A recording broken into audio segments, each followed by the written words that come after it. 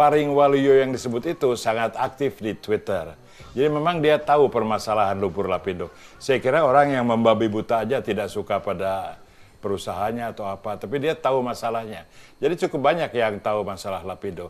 Tapi kita bukan membicarakan lapindo, kita bicarakan dari segi media dan pekerjanya, bahwa tesisnya, temanya Ibu Ucu itu bahwa banyak orang baik lah, pekerja pers, tapi kalau pada level owner, sampai mana yang tidak baik, ownernya saja atau produsernya juga, kepala redaksinya, sampai mana biasanya lapisan yang melindungi oligarki itu?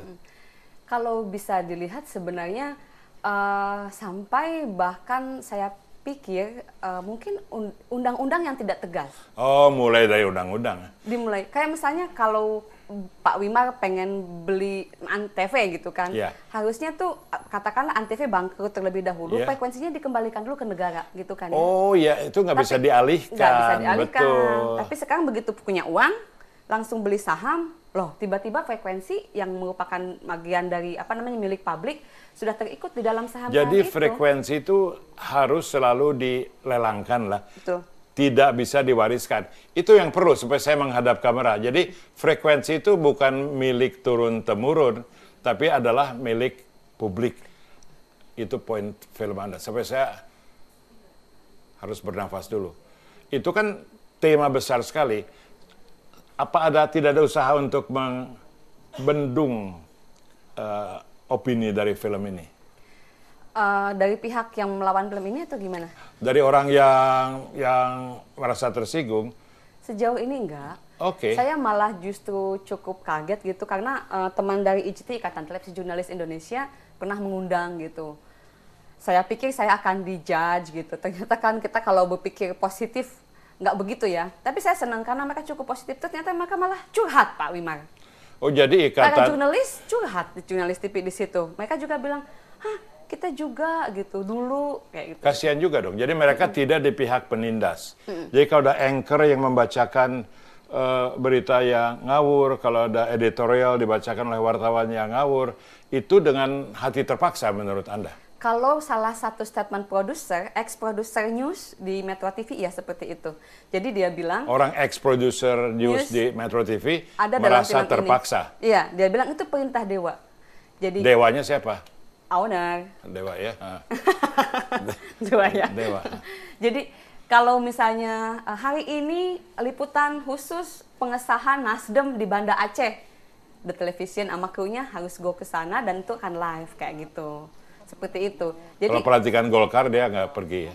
Sama. Sama juga. Abu Rizal Bakri ada di mana gitu, itu kita capture juga. Misalnya di salah satu di teaser kita ada hanya makan nasi apa gitu, itu juga harus di-capture. Apa kepentingannya dengan publik? Enak dong dikasih nasi gratis. Tapi ya kita memang bukan mau ngomel-ngomel, ntar jadi Metro TV juga. Saya juga minta maaf nih, jadi semangat. Ini curhat, memang kita jarang punya forum bebas seperti di stasiun ini. Stasiun ini sangat bebas. Bagaimana film itu memberikan clue nggak bagaimana mengatasinya? Pertama tentu Anda sudah melakukannya dengan membeberkan ceritanya. Tapi kalau awam mau bilang, iya nih gue kesel juga sama TV gini, apa yang bisa diperbuat masyarakat supaya frekuensi itu tidak dijadikan alat keserakahan? Nah itu yang saya pikir saya butuh bantuan untuk memikirkannya bersama. Karena kita cuma meng-capture story gitu. Terima kasih untuk Luviana yang mau share sehingga publik bisa tahu ada apa sih gitu di dapur newsroom gitu. Tapi tentang hal itu saya juga belum berpikir apa kemudian inisiatif bersama yang bisa kita lakukan. Ya paling nggak menonton film ini dan mendiskusikannya ya. Iya. Ngomong-ngomong, film di balik frekuensi itu memang tidak dipertontonkan di bioskop, apalagi ditayangkan di TV. Tapi kan bisa ditonton oleh kelompok masyarakat yang berminat tanpa bayar gitu. Tanpa bayar. Serelanya juga enggak ya? Enggak. Okay. Tapi jadi tinggal kirim email, boleh promo ya? Boleh. Ke behindthefrequencyfilm@gmail.com. Itu ada tim admin yang akan membalasnya. Karena kebetulan kita tidak punya ongkos kirim, jadi kita akan mengutamakan 100 peminta pertama DVD ini. Tapi kalau permintaannya untuk lembaga akan tonton sendiri gitu, untuk saat ini tidak.